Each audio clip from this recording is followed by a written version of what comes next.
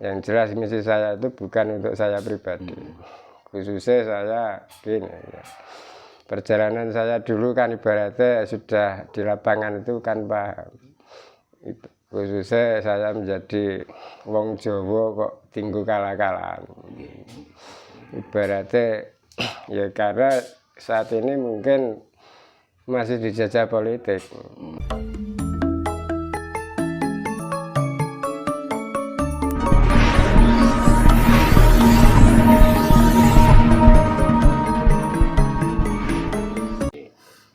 Matur sembah nuwun Bawi, kula sak kanca sampun dipun tampi ten kene Padepokan Bawi.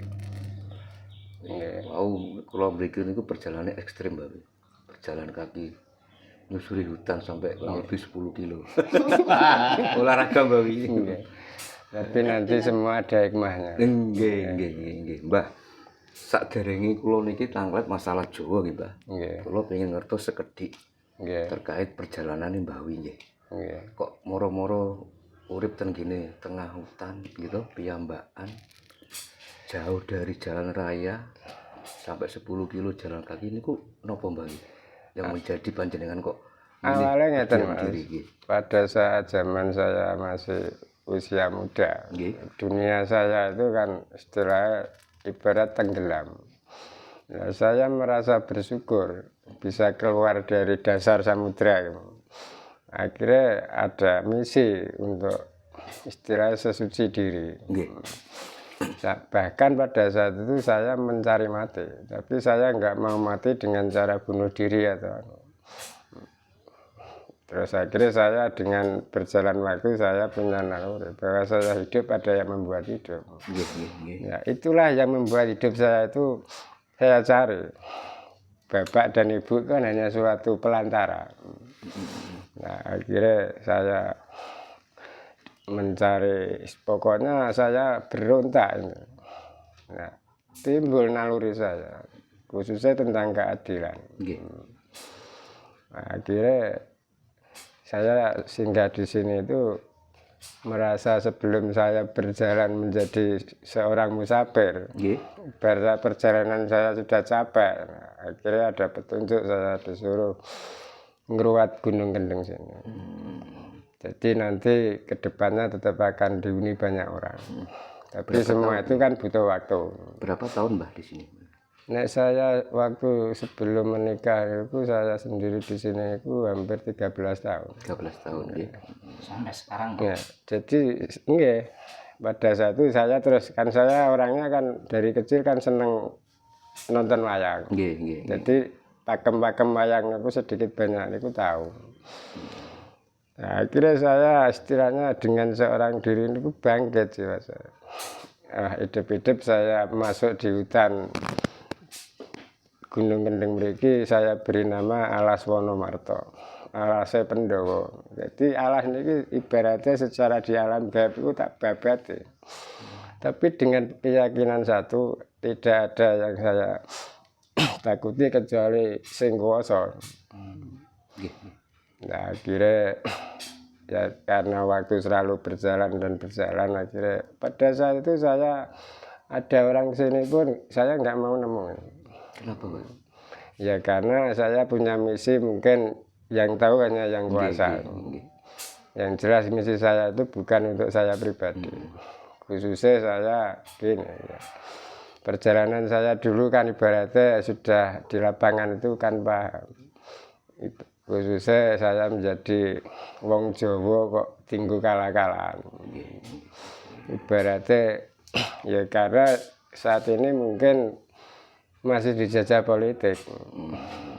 Jadi yang di sini itu saya malam hari, siang hari, setiap saya semedi meditasi itu saya tangisi hanya yang punya kuasa.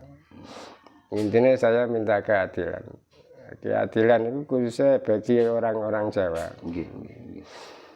Nah, akhirnya terus saya ada sesuatu ilham ditemukan sama sosok ini. Jadi banyak para waliullah yang hadir di sini. Khususnya Kalijogo.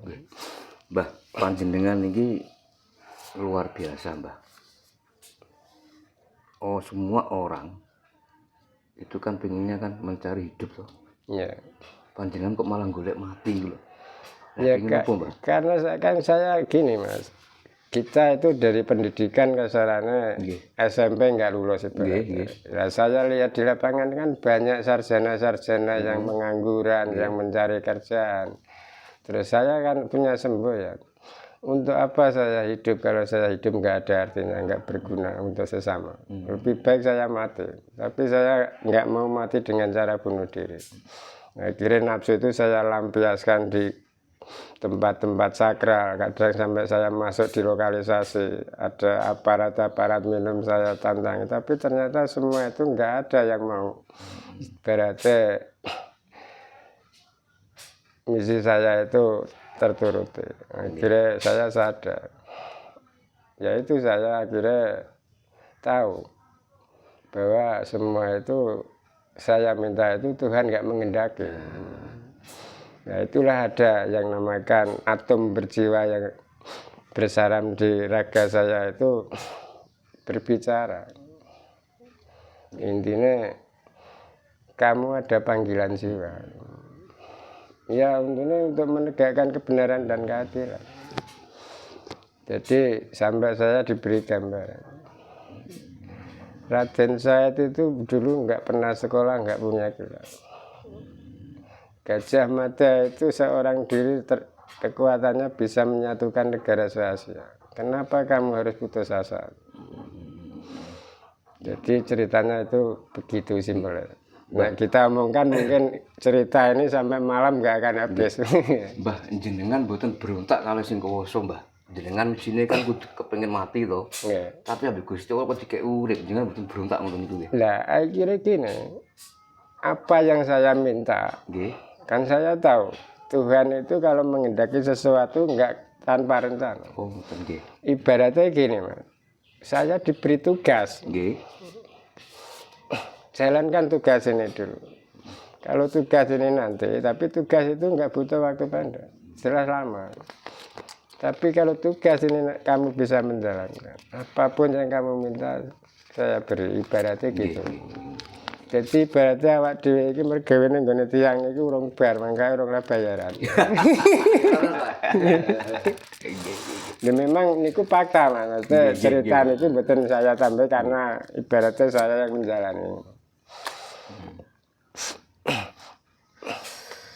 Misine jaluk mati tapi sik dikek urip mbek sing kuwasa ya. Mangga sadar. Oh iya. Bahkan dulu saya itu pernah, rambut saya kan panjang segini. Tengah malam itu saya istilahnya gini, semedi di tengah jalan raya. Kan waktu sini ada jalan raya. Tapi aneh. Aneh beripun, Mbah? Menurut saya itu truk itu sudah, tapi saya ternyata masih utuh. Ya untungnya pada malam itu saya nggak ada saksi, tegese orang lain, orang kedua. Misi panjenengan kan kepengen mati nggih Mbah nggih. Nah, napa niku timbul dari hati Mbah Wiyang atau memang itu suatu perintah dari Sang Murid Mbah Wi atau bagaimana? Itu memang enggak apa Mas, maksudnya saya mencari mati itu bukan rencana, semua terjadi refleks. Refleks nggih. Ya. Jadi kadang-kadang ya itu saya sampai berbicara sampai bengok ibaratnya. Terus cuma gini, mungkin saya istilah ngomong gitu kan didengar para utusan. Nggih. Oh. Jadi kan berarti Sang Pencipta itu punya banyak utusan. Jadi akhirnya sampai hari ini saya baru menemukan kedamaian, ketentraman. Tapi kita kan tetap ada misi yang tidak diketahui banyak orang.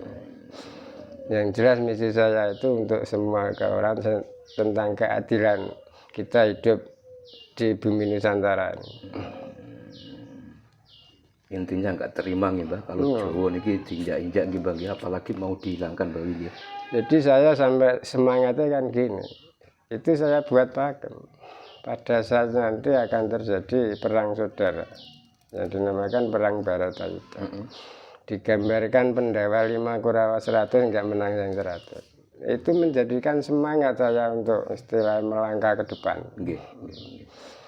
Makanya saya pun punya tekad, selagi saya menjalankan kebenaran Tuhan, keadilan Tuhan, saya nggak akan takut pada apapun dan pada siapapun. Hanya yang satu yang saya takuti, yang punya kuasa, termasuk Sang Pencipta. Jadi alurnya ke sana.